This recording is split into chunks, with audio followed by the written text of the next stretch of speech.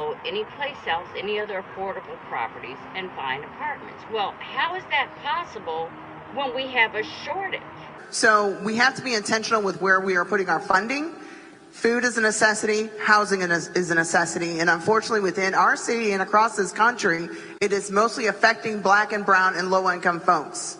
There is an incredible gap in the availability of housing for thousands of our lowest income citizens in Cincinnati. And while I appreciate the mayor and the city manager's budget that talks about affordable housing over 13 times, there's very little here in the way of changes that would actually fund that affordable housing trust fund. The thing about the phrase doubling up is it's really a cushy kind of way for saying one family is experiencing homelessness. And that was usually my family. Begin serious discussions of the most responsible way to dedicate a portion of the earnings tax as an annual public funding mechanism to the Housing Trust Fund. But I bring that up because as a advocate for affordable housing, Black women are the ones that deserve it the most because they've been through the most and they continue to go through the most and still overcome and still fight to this very day. We only have one planet.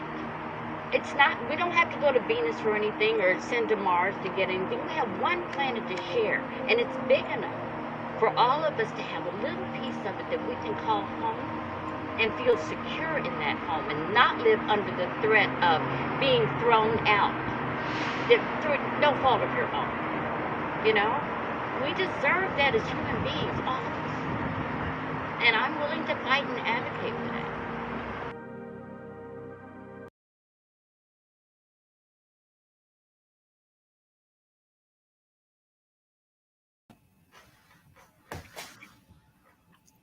Hey. Hey. Welcome to the Mona and Mark Show. Hey, welcome everybody. back, y'all. Hey, it's great to see you. You too. Yeah, how are you doing? Doing okay? I'm doing about as good as I can. All right, yeah. My hearing's a little bit off from the fireworks yesterday. I don't know if you heard about the debacle at Washington Park. Apparently 3CDC was setting off fireworks and they went into the crowd and they ended up cutting them early. And people were all booing and stuff because it was like only like a minute and a half, 2 minutes of anyway. So I took my earplugs out and walked around the neighborhood and watched a bunch of people shooting off earplugs or ear fireworks and without earplugs. So I'm a little bit hard of hearing. So you're going to have to make sure you speak up today. Okay, not a problem. Awesome. So we are really excited to be here. I know I am excited to be here. It's been a while since we've done a Mona and Mark show. Part of it is because I had some pretty serious medical issues going on, and I'm doing a lot better after my surgery that I had. I'm eating, I'm gaining weight, and I'm doing really well. I had some small bowel obstructions and stuff that wasn't very good. And I was just trying to push through it. And what I'm learning is that you really can't push through everything. Sometimes you definitely need some help. And I was fortunate to get that help. So I'm glad that we're back and hopefully we can keep doing these in the future. Absolutely. And, you know, there was a lot of changes that were happening. I'm noticing like, hold on.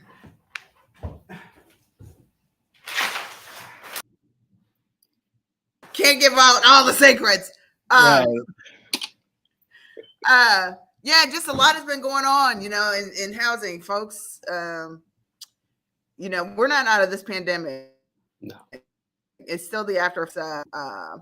You know, people lose income, lose the housing, then they try to find some stability, and it's just a ripple effect. And so we had some changeovers. As far as it's folks who we've never come in contact with previously are now seeking assistance. And then we're having to adjust to make sure that they get the necessary support that they need. So it's been a little difficult. And, you know, we try to put folks in their housing on a priority. So schedules were kind of wacky a little bit. And so now we are focused on trying to make sure that people stay informed about what's going on. And most recently was, things that were happening with the budget. Yeah, and we're going to talk a little bit about that in a few minutes, which is a good opportunity to do that. We'll also talk a little bit about some of those supports that came from COVID are going to be expiring in the next few months. And so when people if you're looking for housing support, this is the time to act now. Call 513relief.org. Check them out. The CAA has been administering those and doing a good job, but we need to make sure we spend as much of it as we can because we want that money to stay in our community to make our community stronger as we go. So we are going to be talking about several different things today. One of the things that we need to start off with is what we need you all to do, and that is to urge council to put affordable housing on the ballot. And that's only going to happen in a short window, and we'll talk about that in a couple of minutes. We're going to talk about some of the community reminders that we have, as well as we're going to welcome Rico, who's our director of organizing. We're really excited about that. And we'll talk about that city budget, as Mona just mentioned, and some updates about Street Vibes and some of our member organizations. And finally, we'll have some quick reminders and a special announcement about Street Vibes. So make sure you stay connected because we want to make sure that you hear everything that we have to talk about. So we're going to go ahead and just kind of keep moving. We need you all, everybody, to urge City Council to put the Affordable Housing Trust Fund on the ballot in November. And the only way that's going to happen is if they do it the first couple weeks of August. So there's just a very short window. Now, the city manager, John Kerp, he's very intimate with this Affordable Housing Trust Fund. So we know that this is the right thing to do, and this is the right time to do it. So we need you to email, call them, fill up their audio boxes because we need to make sure that we get this on the ballot. Otherwise, we're just moving backwards. We're losing more units than we are gaining of affordable housing. I mean, not even close to being equal. The city put out some sort of report about demolitions and this and that and the other, saying that we increased affordable housing, but we all know that's a lie, right? We know that the number of affordable housing units is going down and that people are really hurting to find affordable housing, right? I mean, it's just not even available at this point. Right. And we've had one of the largest, our rents are one of the highest in the country. What, top 3? For increasing, yeah, absolutely. For increasing. Right. So wages haven't changed a bit. No. A bit. So trying to purchase the mansion with kibbles and bits is not going to work. So we have to do something that is intentional and specifically dedicated towards addressing the issue. Right. And when John Oliver talked about how Cincinnati, the rents went up so high, that's not just, it didn't just happen because of inflation. It's happened because of organizations like Vision and Beyond that came in about 2,000 units of housing here in Cincinnati with the explicit goal of turning them from affordable into market rate. And they said, look, there's a lot, the market here in Cincinnati could take more, right? As we encourage more of these generational white folks to come in from the suburbs to live back in the city, right? They saw that is what the city has been incentivizing through the tax abatements for so long, which we now know officially are racist, and they are harming Black communities, these tax abatements. So we know this information now. So what are we going to do with it, right? What is the mayor going to do with it? What's City Hall doing with it? And we'll talk a little bit about that in a bit. I don't want to spoil, but I want to say not much. Yeah, it's out of control. I mean, even my own building, right? It can affect any one of us. My own building was bought in cash for $1.4 million. And then no remodeling happened, no maintenance, nothing. And turned around and 5 months later, up on the market for $2.9 million. So what? $2.9 million? So more than double in 5, right? And they tried to raise the rent by $300. as soon as he bought it. Hey, we just bought the building. By the way, your rent's going up by $300. That's a significant change for anyone, Absolutely. right? Absolutely. So I mean, it's a 50% or something increase, right? I mean, it's right, not just like a right. cost of And this, living 2% or 7% with this inflation running away, right? It was 50%, 60% right, increases. And we're right. seeing this all And across the city too, right? yes, and it's private, it's public, it's and that's the thing is we don't even know how much this is happening. This is just based off of what these numbers that we're pulling that we're able to see. It's based off of what we're able to grasp, right? Let alone, like Dr. Mark said, there's a number of people coming in, like it's like Monopoly. You come in, you get a property, you get a street, you buy Baltimore Avenue, and all of a sudden you're buying up 6 houses on there, and the rent's gone up. This is real life Monopoly, y'all.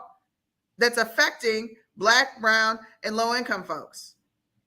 It's almost like it was set up to be this way, right? So we have 50, 60 years of disinvestment on inner city neighborhoods that have, been where Black people have forced to live, right? Because of housing segregation, housing discrimination, lending discrimination, right? All that kind of stuff that is forced and, all the way going back to redlining, but has forced this ghettoization, meaning that Black people are stuck here, right? They couldn't move out to the suburbs. Even today, you're not moving to Marymount because they're going to figure out a way to say no, this other family's going to live here, right? I mean, so because of that, now you've got all that generational wealth that grew out in the suburbs, the white generational wealth, and now they want to move into these places where there have been mostly renters, first of all, right? Because I just saw this, I don't know who it was, The Daily Show or someone did a video about gentrification in Brooklyn.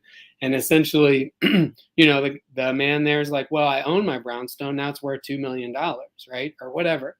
But people in Cincinnati don't own their homes. Most of us are renters. Right. So don't think that, it's going to benefit everybody. Gentrification is going to benefit people. No, you don't get to sell your apartment. You just get a letter under your door or tacked to your door saying you have 45 days to move out, right?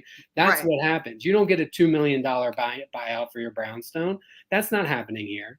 That's not happening at all. And even then, if you did own a building, they're going to figure out a way to say, well, it's only worth this much. And then they're going to pay you half of that. And they're going to push you out because they're going to say, well, you have all these city violations. So you just got to go. Right. Right. And all that rent you've been paying over the years, there's no equity in that. It's gone. It's gone. Right. So when I think about how long I've been a renter, I have nothing to show for it. Paid every month on time. Right. Nothing to show for it. So it's, and we need renters, right? Some folks, you may come into the city, maybe there temporarily for a job, and maybe that's the thing you like. Maybe you want to test out different areas, or you don't want to own a home, right? Or you don't, right? It's a lot of responsibility, that, right? But it's at the same token, it's hard out here, and it doesn't need to be any harder. And we collectively and our city and state and federal government could do a lot more to make sure that people are able to be able to live and thrive versus having to, be afraid every month that they're going to get a notice on their door saying they got to move in 45 days. And you don't know where you're going because there's not enough affordable housing in the city. Right. So it's scary. And then the after effects of it all, y'all have heard me say it's stressful to your mental and physical health. So, and a lot of folks who are living on the streets have experienced that, right? To the point where a lot of folks assume that, most of the folks who live out on the streets have mental health or, sobriety issues. No, a lot of times it's that losing their house that has triggered them into schizophrenia or mental health issues or depression or, trying to use substance or other things to cope with what's happening. So, that's what we're here for, is to dispel a lot of these myths, to give you all the truth, and to be, to build that power that's needed to get us to where we need to be. It's a lot. It's a lot. That's why I'm so thankful for the Homeless Coalition, right? Because without our unified, our actions, the folks, all the organizations working together, I know things would be worse, right? Things aren't great by any, they're not good for a lot of folks, but it would be a lot worse without our voices, Speakers Bureau, without the work that we do with our tenant organizing.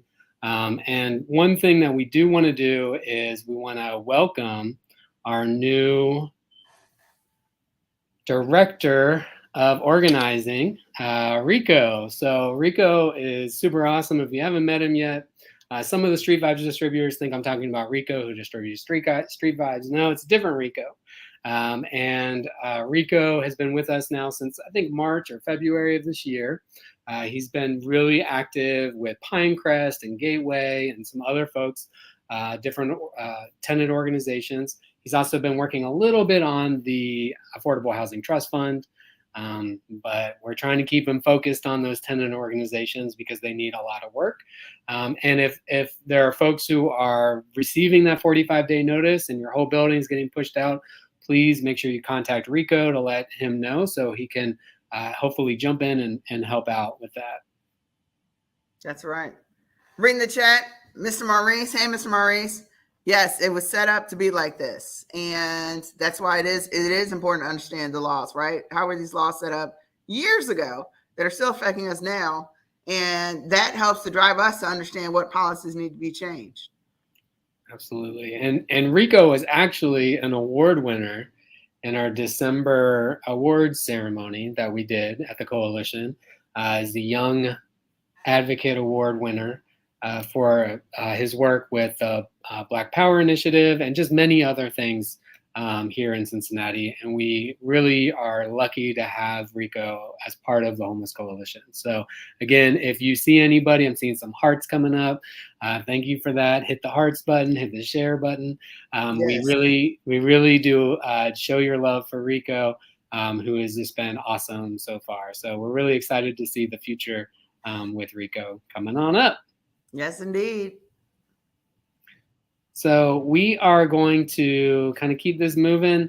Now, if you haven't checked it out yet, we did a video called How to Talk About the Housing Crisis. And that includes some videos from people talking at City Hall.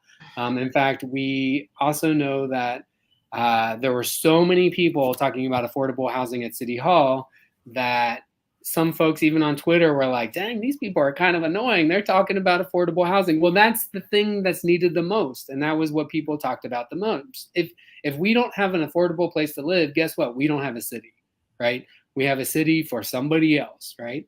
And as we've seen in Over the Rhine, where the number of white people have doubled in 10 years, but the number of Black people have been cut in more than half, we understand that this is a race issue, that Cincinnati has a racism issue.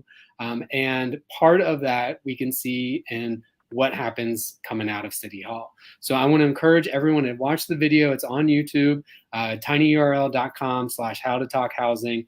Check it out and learn about some of the background, hear voices of folks who stood up bravely and spoke at City Hall, and use some of that stuff for the letters you're writing to encourage City Council to put affordable housing on the ballot in November. I need you to do that this month in July, like this month. We have to do it this month. Yeah, and Mona, you were in it. I don't know if you saw it, but you had a cameo in that one as well. So it's pretty cool. Thanks, Dr. Mark. No, thank you. So we're getting to our frequently asked questions section. What has the new mayor and city council done in their first 6 months in regards to housing? So what are you feeling, Mona? I'm a little disappointed. Disappointed? What do you mean by that? A little disappointed. Just a little disappointed. You know, if you're gonna run on affordable housing, I expect a lot more. I don't care if it is a time frame of 6 months. You better come out the gate running. Sorry, that's all I got to say. Come out the gate hard. You ran on it. I don't get it. I don't get it. All of a sudden, it's like, oh, well, we can do this, November of 2023. That's the end of the cycle. And thousands of people will lose their home by then. Thousands of people, right, will lose their homes. The more we wait, the more people that will lose their homes. Every year And we do a memorial, and the last few years it's increased. It's increased. The age has decreased. We had a fetus that died, 20-year-old pregnant woman who lost her child. She died while living on the streets while she was pregnant. And it's like, I'm tired of it, getting worse. And the numbers going from 150 to 160 to 180. We should, if we're really committed, y'all. You're running on the affordable housing. Oh yeah, we're going to try to do affordable housing, trying to improve affordable housing. And that's not and talking about equity, right? Like it's all right. about equity. We're going to Talking be about looking at equity. and we continue to see this happening. It keeps going. We're heading in the wrong direction. Take a deep breath, right? Because I don't. You know why I'm like upset right now? Because I know this person that's calling me right now on my phone is calling because of a housing issue. Right. This is what happens. Every day. Every day. Every day. And so what we've seen from City Hall is basically more of the same, right? They're just kind of continuing the same policies of the previous administration, including the Cranley administration. And they've approved tax abatements and public benefits for luxury housing and required no affordable housing with that. The Housing Advisory Board has met once. And at that, they said, we don't know how much money is in the Affordable Housing Trust Fund. So they actually canceled their second meeting, which was supposed to be a couple of weeks ago. The city has made wild claims about supporting affordable housing. We're creating 700 units of affordable. No, you're not. You're not doing any of that. They're also claiming that we didn't lose that report saying that, we're gaining affordable housing every year. How dare they come out with a report saying that we're gaining affordable housing every year and only basing it off of demolition permits. So it didn't have to do with turning affordable housing into market rate. That had nothing to do with their analysis. It was, did a building that was low income or affordable get torn down? That was it. That was how they did that, and said, well, there were more units created through LIHTC than there were buildings torn down that were low income. That's ludicrous, absolutely wild. They've placed barriers in front of the Affordable Housing Trust Fund saying, no, we just got to wait, right? Just wait. We'll get there 2023, 2024. Like, no, today is the day we have to do it because families are being put out on the street today. And then they're also missing opportunities to do equitable stuff. And that's been really frustrating as well. So I did want to say that they did do a couple things. Well, we'll talk about that in a second. So if you subscribe to our listserv from our website on Cincy with an I, CINCI, homeless.org, you can go ahead and get these important email updates. So I want to stress this. So if you're right here, go to Cincy with an I, homeless.org right now and click on the join the listserv if you haven't already. These are when there's an urgent action happening, we need something to happen, or you need an analysis. And it showed that City Council this past week or the week before only allocated $611 to the Affordable Housing Trust Fund. Now, we know this is $1 billion problem. So $614,000 or whatever, $100,000 is not going to fix it. And that is actually from the Airbnb tax, which we lobbied the city to put on folks, because what we saw is that our neighbors were being put out of their homes for Airbnbs, right? So we have whole blocks in here and over the Rhine that are literally 26 units of Airbnb in 4 or 5 buildings, because they said we've got these buildings that were built back in the 1800s, so there's little small rooms that's ideal for Airbnb. So we lost our neighbors, and we didn't even lose them for new neighbors. We lost them for Airbnb, so that's why we got that excise tax put on there. But the city didn't put any additional money. They haven't created any streams of funding. They have done very little to support the Affordable Housing Trust Fund, other than kind of smokescreen and say, hey, we're doing all this stuff with our NOFA, and we're encouraging LIHTC and all that kind of stuff, right? And I do have a slide, but I do want to make sure you go to cincyhomeless.org and sign up for the listserv, because we get a lot of important stuff on there. So I did want to kind of give credit where credit's due, because we can't say they're doing nothing, right? Because that's really unfair, and that kind of creates a barrier where people are like, well, if you think I'm doing nothing, then I'm just not going to do anything anyway, right?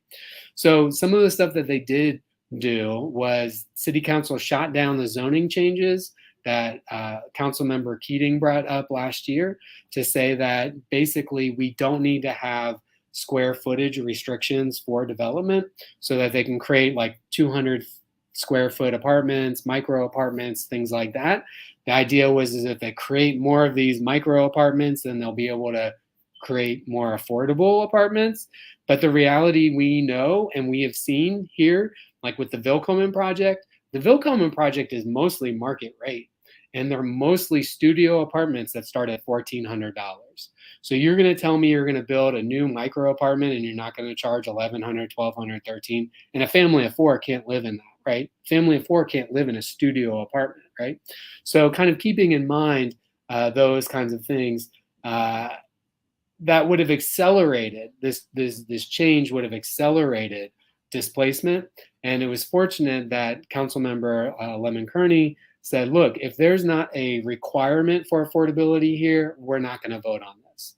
And in fact, the only two people who voted for this was Councilmember Harris and Councilmember Keating that voted to change this, which that should have just put a chilling effect through your body if you were listening. They did add a couple people to the Housing Advisory Board, they being the new mayor, including Reverend Nelson Pierce, which is awesome. For that, he's a member of the Homeless Coalition Board. But again, are they meeting? Where's the information? What's going on, right? They canceled the last meeting. They did make, again, City Council made abatements automatic for LIHTC projects that are already recommended by the city. So that was just kind of getting rid of some of that red tape. And then Mayor Avtab Purival's like big announcement about putting money into the Affordable Housing Trust Fund says that if at the end of the budget cycle there's some money left over, we're going to consider putting some money into the Affordable Housing Trust Fund.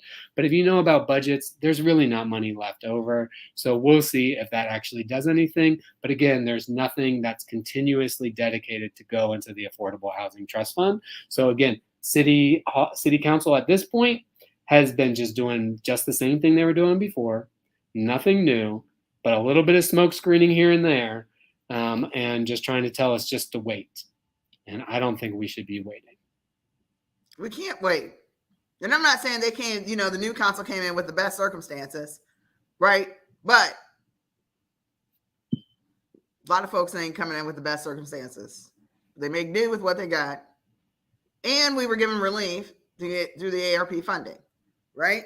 Mm-hmm. So that was our chance for some relief to be applied towards this crisis. And we've seen other cities that are doing it.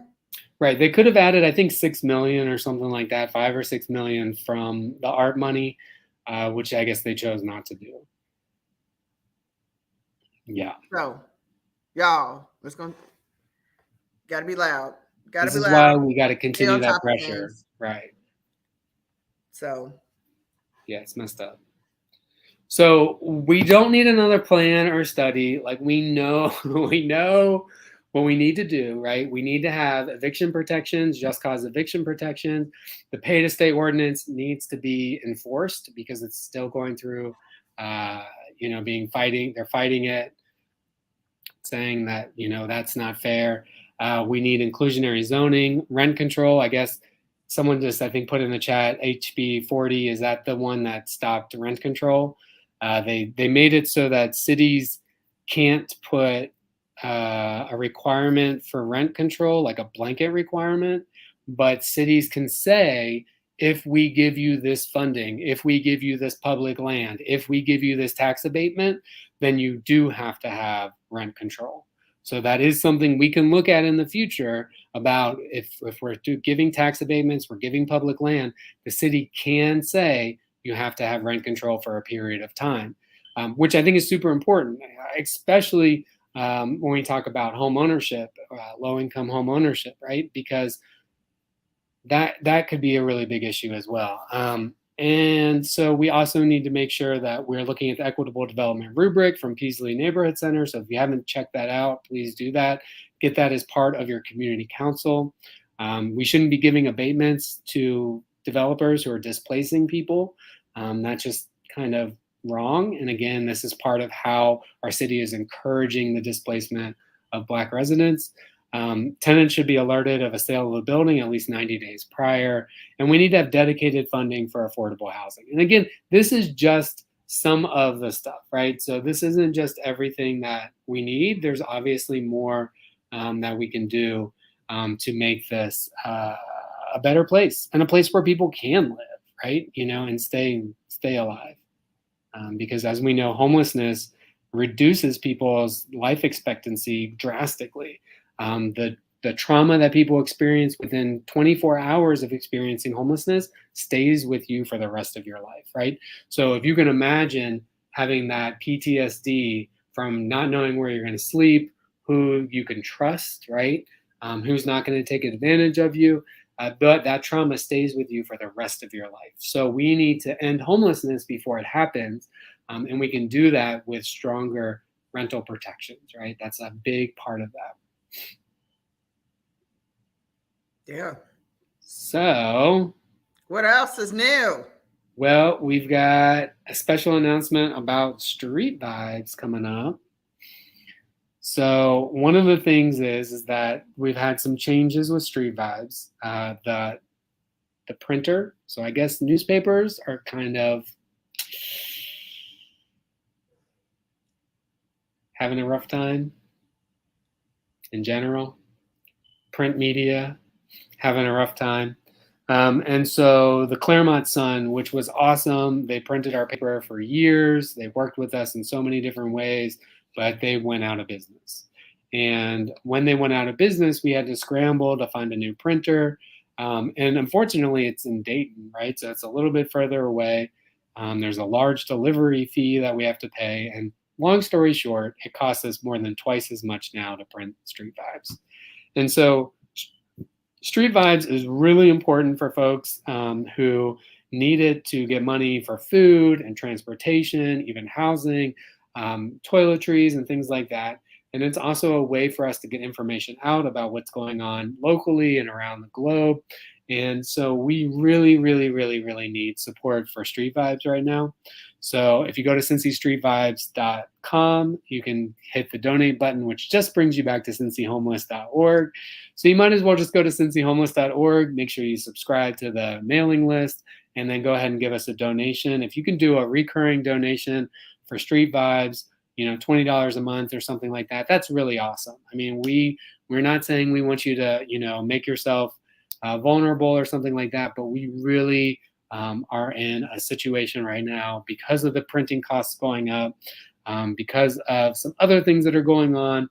We really need your help today. So please, please, please, I'm begging you. Support Street Vibes, and please indicate it's for Street Vibes. Yeah, you can put a note That's on an it. important program, and we're trying to.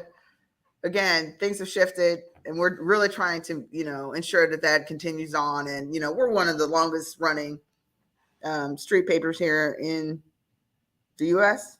No, we are the longest running street paper in North America. North America. So, that's a lot to say, y'all. We pushed through with the pandemic. We did a sharing mechanism. So when we got subscriptions online, when it was digital or people bought the PDFs, we shared that money with the distributors. And Street Vibes loses money every year. I mean, it's not like a money maker type thing, because that's not really the goal of it. The goal is to get out the information about what's going on.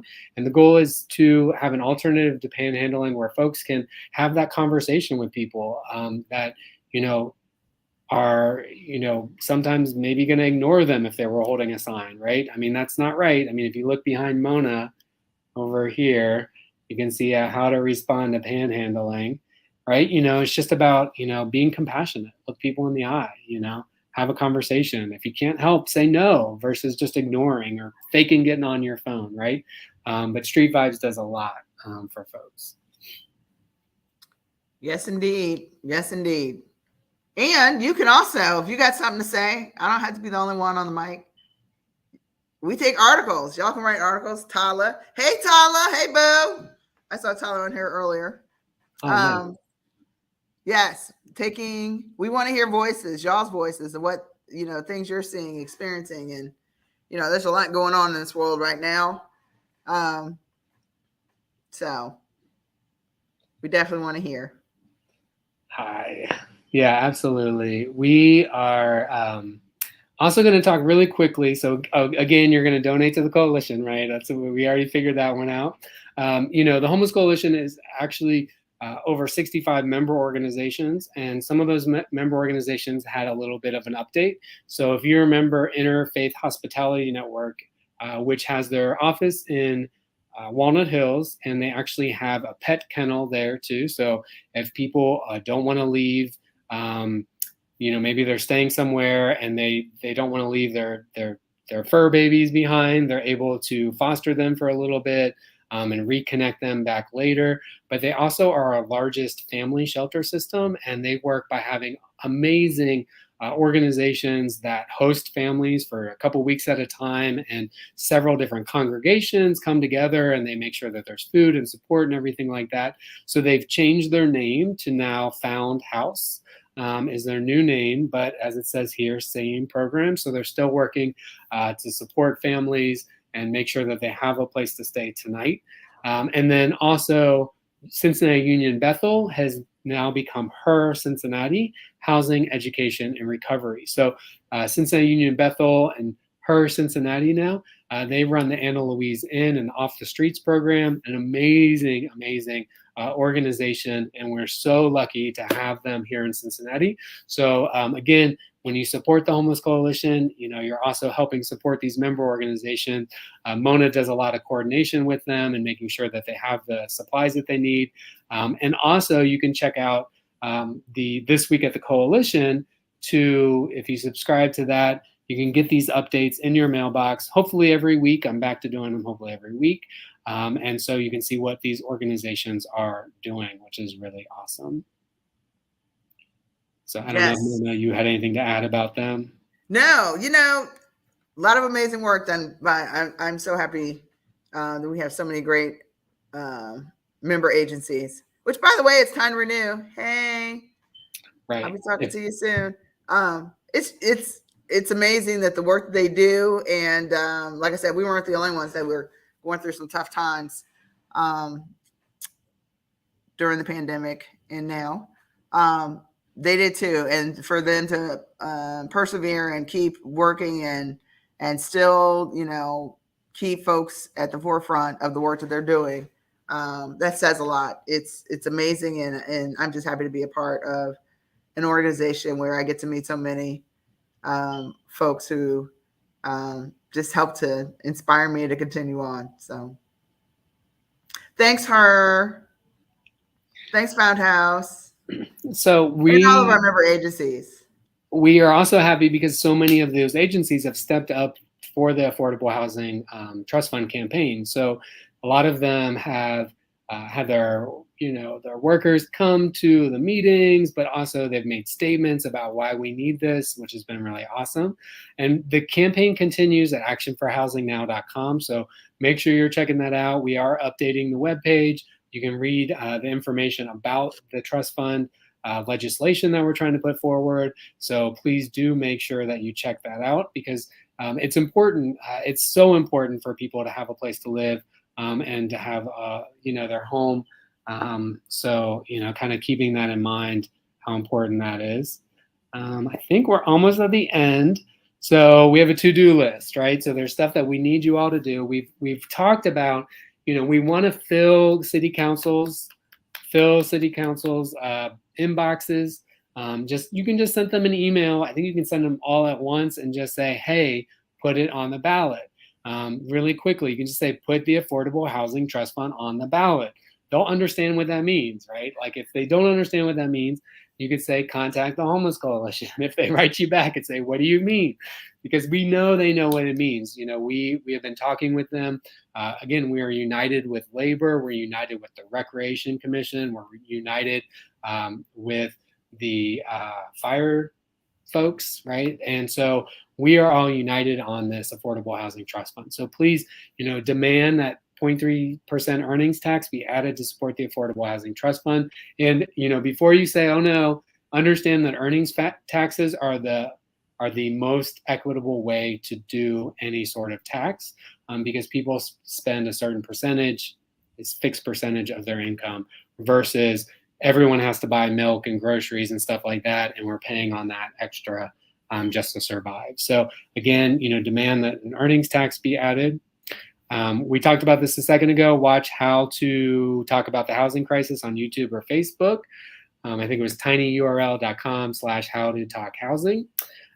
Submit your original work to Street Vibes, right? So not only do we need your donations, but we need you to talk about what's going on with the dang on Supreme Court. If you have some feels about that and you're stuck in your feels, why don't you express that some way, right? Write about that. Write about your experience. Write about how it might impact people other than you in greater ways. But understanding that we do need original work for Street Vibes. It could be articles. It could be poetry. You could do an image, collage. You could do an editorial cartoon. You could just do a journal entry, right? Like, it doesn't have to be something that's super like polished, but you can submit those at cincystreetvibes.com.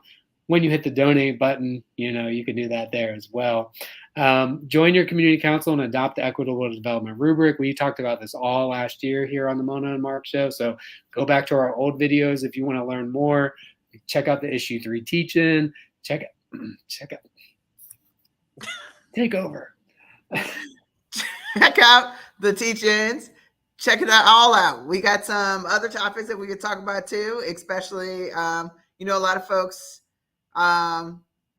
didn't understand the density, right? So a lot of great topics that Dr. Mark has talked about. Dr. Mark and I have talked about, but he's the educator. So some very intense learning can go on from that. And it's really key and important too, because a lot of times, we hear things out in the news and then we wonder, hey, they must be telling the truth. So what is it? There's his story, her story, and the truth, right? So there may be some things that due to omission, there's a lack of clarity. So we always want to try to make sure that we really dive into some of the topics to give a clearer understanding. And we may not all the time, support that understanding, but the focus is that here's what it is, right? You decide, you take it with you, and make your own decisions. So, but we like to look out for the greater good of folks. And so,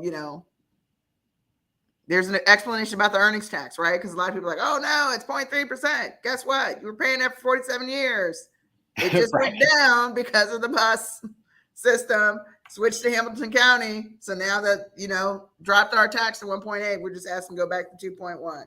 And in all actuality, we're one of the lowest ones in the state. Right.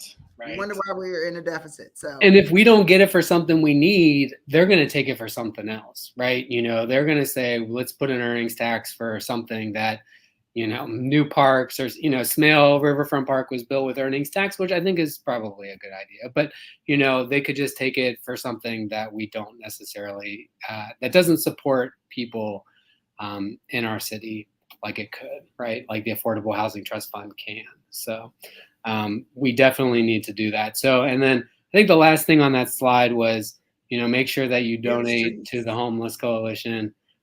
Join our mailing list this week at the Homeless Coalition at tinyurl.com/HOCO news, and make sure that you're following what all our member organizations are doing, the great work that they're doing.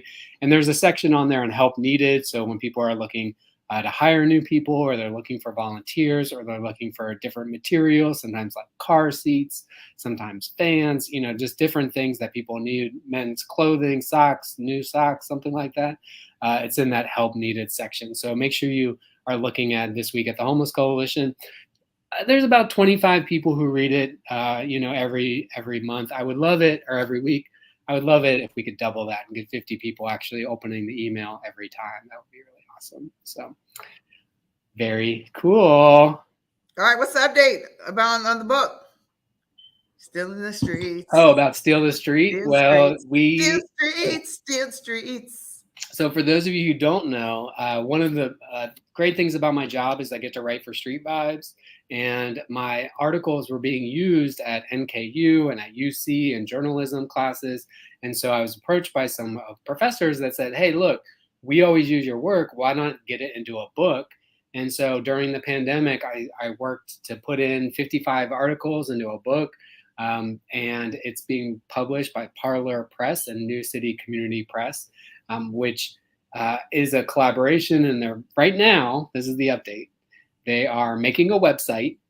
So I don't know what that means, but they're making a website, which is awesome. And it's been sent to the printer. So it actually might physically exist. And when it gets out, I'm going to making sure everybody buys a copy. And because to help support the work that we do, help support me. And I plan, to help support the coalition. If this goes on the New York Times bestseller list, which it should. Which it will. Then I already got my copy ordered. Right. I'm going to be super thankful. So when it's ready, it'll be on stealthestreet.com or stealthestreets.com, because I know people say it wrong all the time, but you can check it out and you can buy the book, and there's an activity in it. So how to identify gentrification by looking at stuff and experiencing stuff. There's a glossary about gentrification that, Mona, we talked about doing that glossary so many years ago. Remember, we wrote it on that big piece of paper upstairs. Remember, it was like we want to define all this stuff. So I kind of did that in that book. Right. So that's key, right? Sometimes we don't understand language. Mm-hmm. Yeah. So that's really exciting. So that's we are so grateful for y'all joining us today. Yes. Thank you all so much. Please share this right now. Go ahead and hit the share button. Click share, even if this is in 2023, because we know we're still going to be working with this stuff. Go ahead and hit share. Please hit like on it. There's a couple hearts. I see 3 hearts right now. Go ahead and hit some like buttons. Hit the like so that other people will see it. Thank you all so much for joining us. We really do appreciate it. We do appreciate the support that you give us, both emotionally, but also financially. So if you can, join the Homeless Coalition as an individual. You can also just donate to us. And if you can set up recurring donations, we really need it right now. Mona and I wouldn't be sitting up here saying, thank you for the like.